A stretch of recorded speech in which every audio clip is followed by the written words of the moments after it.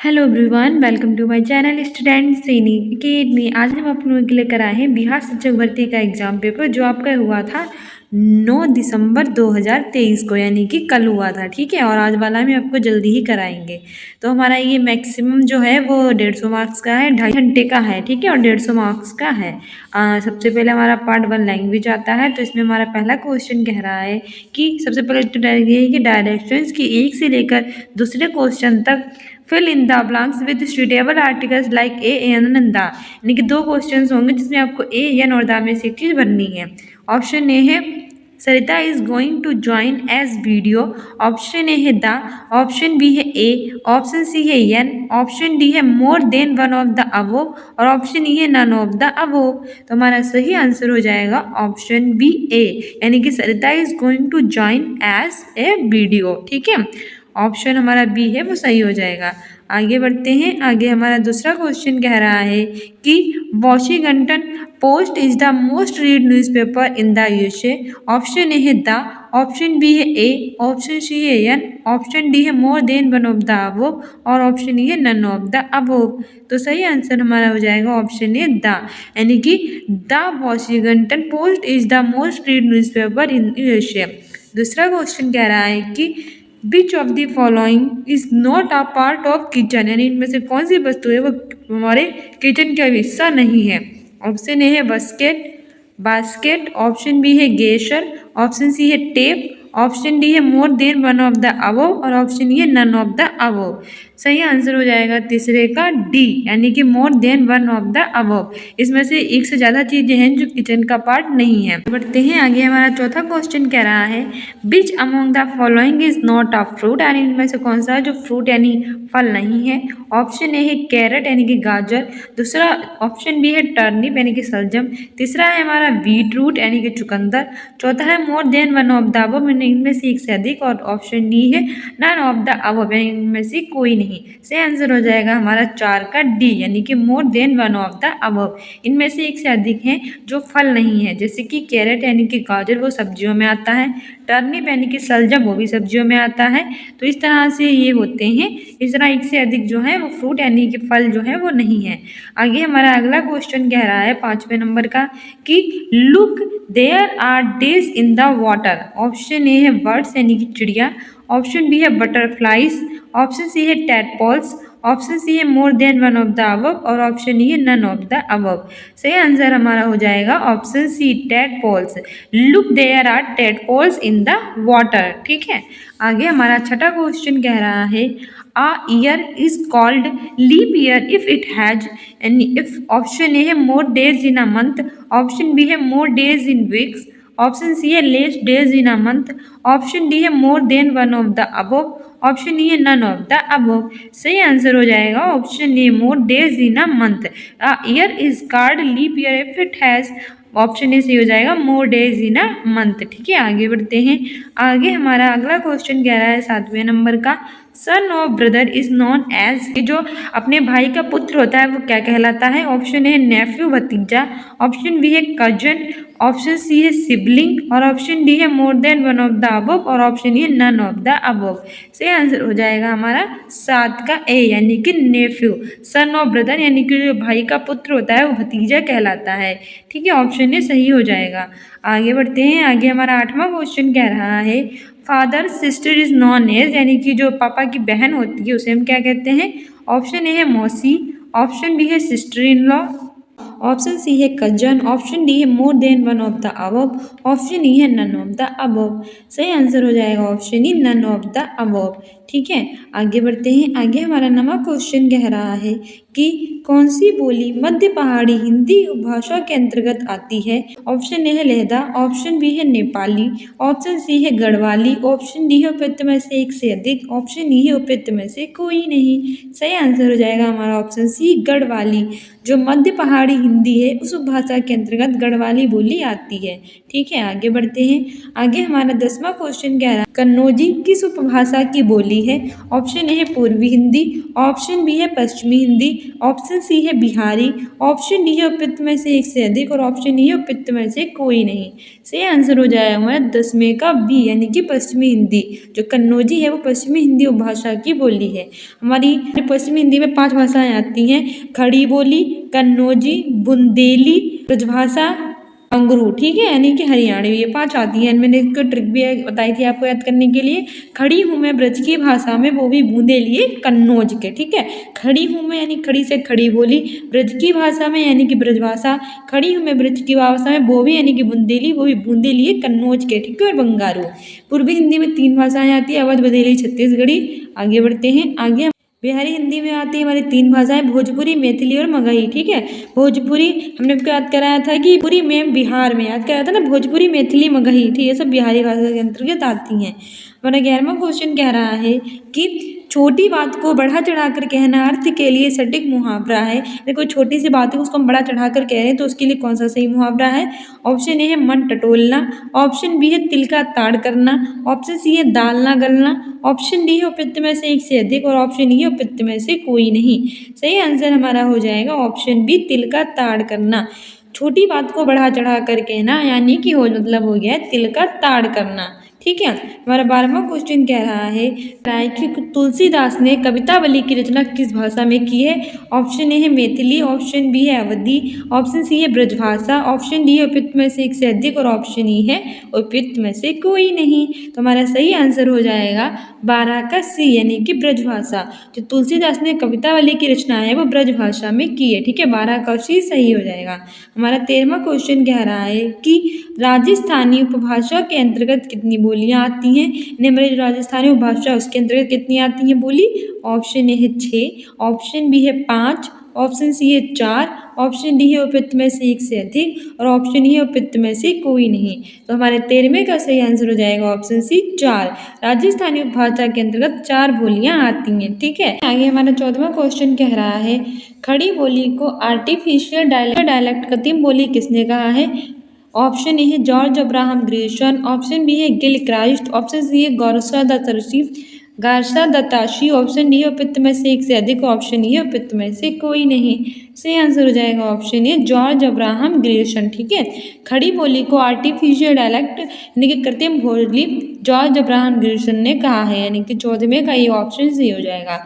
आगे बढ़ते हैं और आगे हमारा 15वां क्वेश्चन कह रहा है पहाड़ी उपभाषा के अंतर्गत कौन सी बोली नहीं आती है? यानी कौन सी जो बोली है जो पहाड़ी उपभाषा के अंतर्गत नहीं आती है?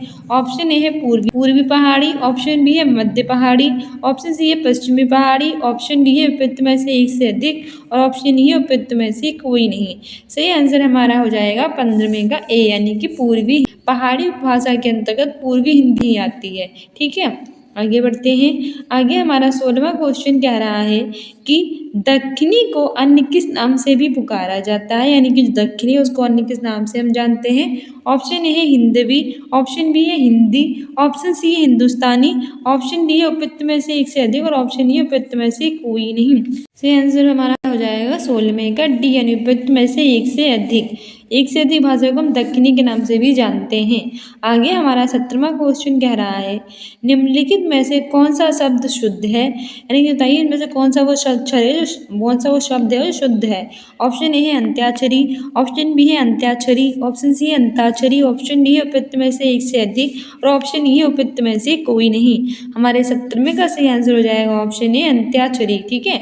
जो अंत्याक्षरी है वो शुद्ध शब्द है, ऐसे लिखा जाता है अंत्याक्षरी। हमारा 18वां क्वेश्चन कह रहा है कि नवोड़ा का सही संधि विच्छेद है। ऑप्शन ए है नवो प्लस ड़ा, ऑप्शन बी है नव प्लस उड़ा, ऑप्शन सी है नव प्लस उड़ा, ऑप्शन डी है उपयुक्त में से एक से अधिक और ऑप्शन ई है उपयुक्त में से कोई नहीं। हमारे 18वें का सही आंसर हो जाएगा ऑप्शन सी नव प्लस उड़ा, ठीक है। नव प्लस उड़ा बराबर नवोड़ा, ठीक है। आ प्लस ऊ से मिलकर ओ बन गया है। देखो ऐसे क्या हुआ, नव हुआ है, इसका यहाँ पे आ गया है और यहाँ ऊ आ गया है, तो आ प्लस ऊ बनकर क्या हो गया है, ओ, तो नवोड़ा हो गया है इसका मतलब।